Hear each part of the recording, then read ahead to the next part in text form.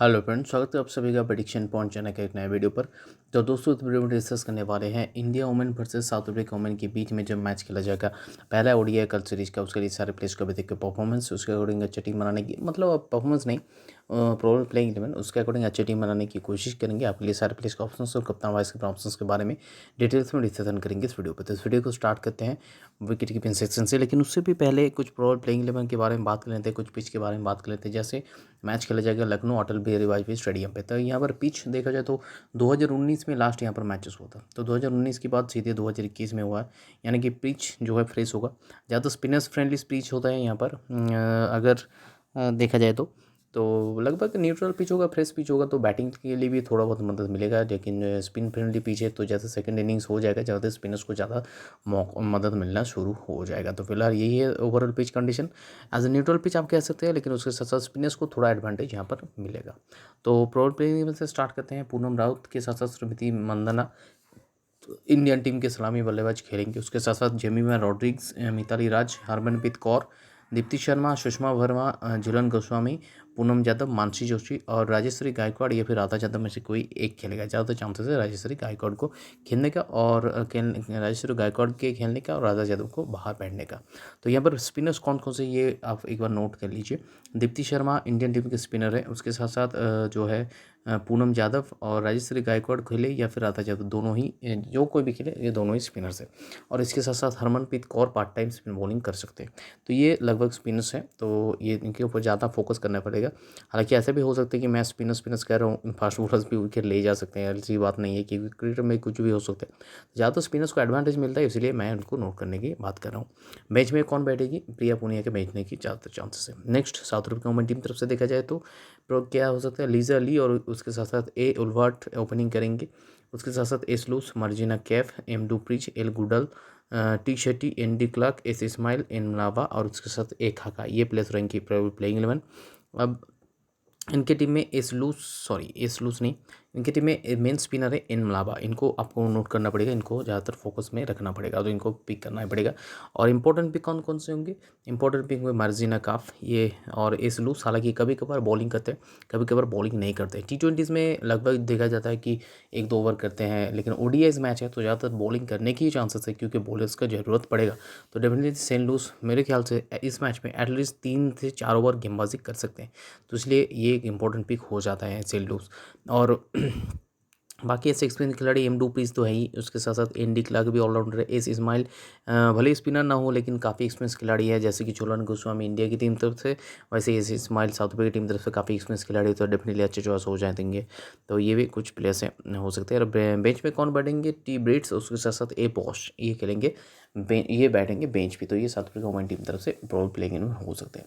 अब सीधे टीम के तरफ बढ़ते हैं। टीम जो हमने क्रिएट करके रखा है ऑलरेडी, तो विकेटिंग में सेशन से स्टार्ट करते हैं। टी शेट्टी को हमने पिक किया। टी शेट्टी के बैटिंग ऑर्डर जैसे कि हमने देखा था इस मैच में 6 या 7 नंबर पर हो सकते हैं टी शेट्टी के बैटिंग ऑर्डर, लेकिन फिर भी आपके लिए अच्छे ऑप्शन होंगे, क्योंकि सुषमा वर्मा बैटिंग मिलने का भी चांसेस कम है, और अगर बैटिंग मिलता भी तो उतना कुछ खास इनका परफॉर्मेंस नहीं रहता। 7 नंबर पर बैटिंग करने के ज़्यादातर चांसेस है, और बाकी जो प्लेयर्स हैं इनके खेलने का चांसेस मेरे हिसाब से इस मैच में नहीं है।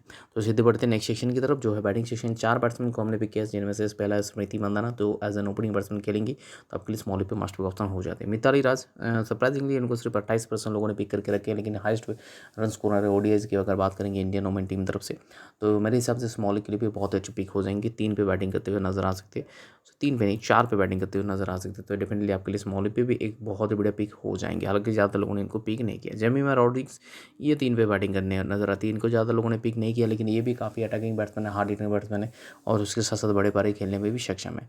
तो ये दो जो मिताली राज, उसके साथ साथ जेमिमा रॉड्रिग्स, ये दो थोड़ा सा मेरे हिसाब से स्मॉल के लिए रिस्की ऑप्शन है। हालांकि मिताली राज मेरे हिसाब से स्मॉल के लिए भी सेफ ऑप्शन ही रहेंगी।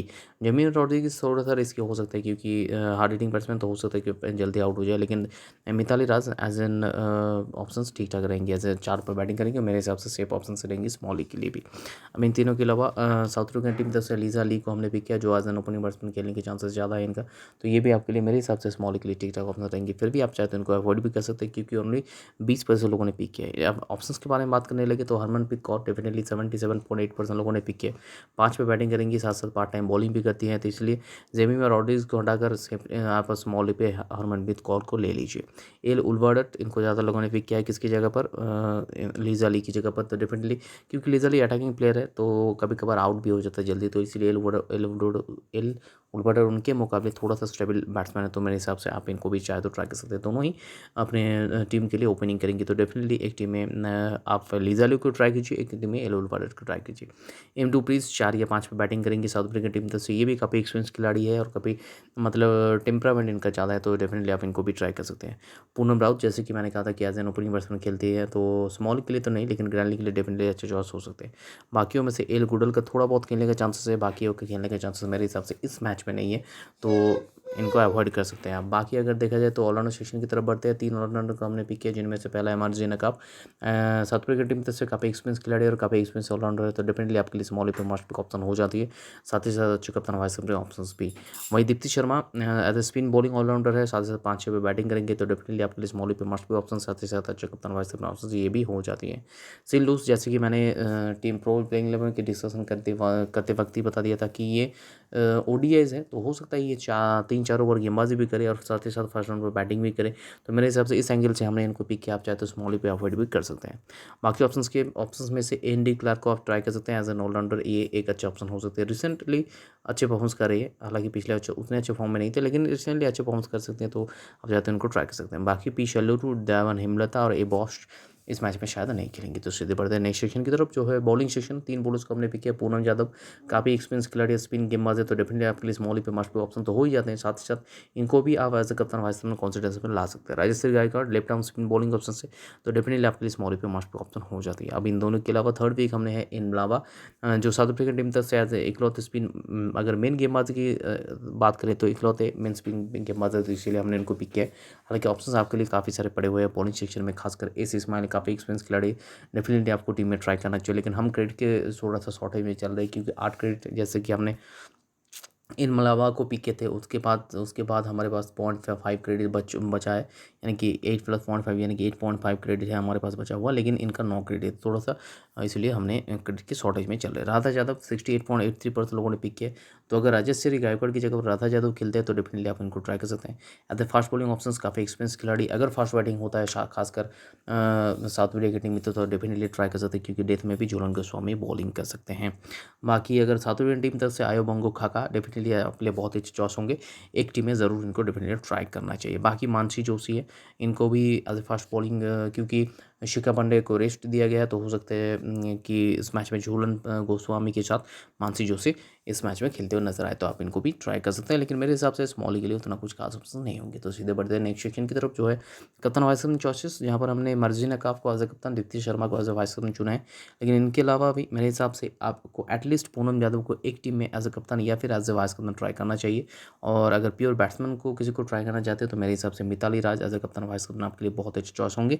और स्मृति मंदाना तो हमेशा से ही एज ए कप्तान वाइस कैप्टन, इनको एक टीम में आपको जरूर ट्राई करना है। स्मृति मंदाना इज लाइक सहवाग, वीरेंद्र सहवाग अगर खेलते हैं तो बड़े पारी खेल देंगे, तो डेफिनेटली एक टीम में कप्तान वाइस कैप्टन चूज कर लीजिएगा।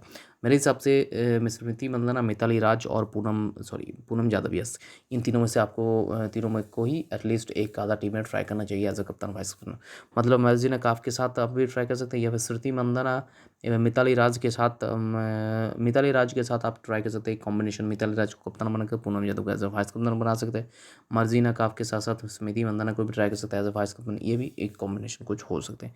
तो फिलहाल ये हमारा टीम का प्रीव्यू। इस टीम में अगर कोई भी चेंजेस होते हैं तो अपडेट टीम आपको हमारे टेलीग्राम चैनल पर मिलेगा, इसलिए आपको हमारे साथ टेलीग्राम पर जुड़ना पड़ेगा। 2 तरीका है, पहला इस वीडियो के डिस्क्रिप्शन बॉक्स में जाइए, वहाँ पर हमारे टेलीग्राम चैनल का लिंक दिया गया है, तो उसे क्लिक करके ज्वाइन हो सकते हैं।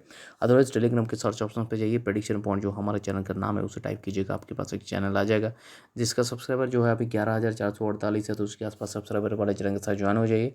लाइन ऑफ स्टार्ट होने के के बाद आपको हमारे बनाए हुए टीम पर मिल जाएगा। प्रेडिक्शन पॉइंट नाम के दूसरे भी चैनल है, 12,021 सब्सक्राइबर वाले चैनल, लेकिन ये हमारा चैनल नहीं है, तो इसके साथ मत जुड़िएगा। हमारे जो प्रेडिक्शन पॉइंट है पूरा कैपिटल में लिखा है, 11,448 सब्सक्राइबर है, तो उसी के आसपास सब्सक्राइबर वाले चैनल के साथ ज्वाइन हो जाइए। लाइन अप स्टार्ट होने के बाद आपको हमारे बनाए हुए टीम्स पर मिल जाएगा। और ऐसे ही एनालिटिकल वीडियो अगर यूट्यूब में आपको आगे देखना तो इस चैनल को सब्सक्राइब करके उसके बगल में जो बेल आइकन उसे प्रेस कर दीजिएगा, ताकि नेक्स्ट वीडियो हम जब भी डालें उसका नोटिफिकेशन आप तक सबसे पहले पहुंच जाए। तो मिलते हैं वीडियो में नए टीम और डिस्कशन के साथ साथ, तब तक के लिए bye bye and best of luck.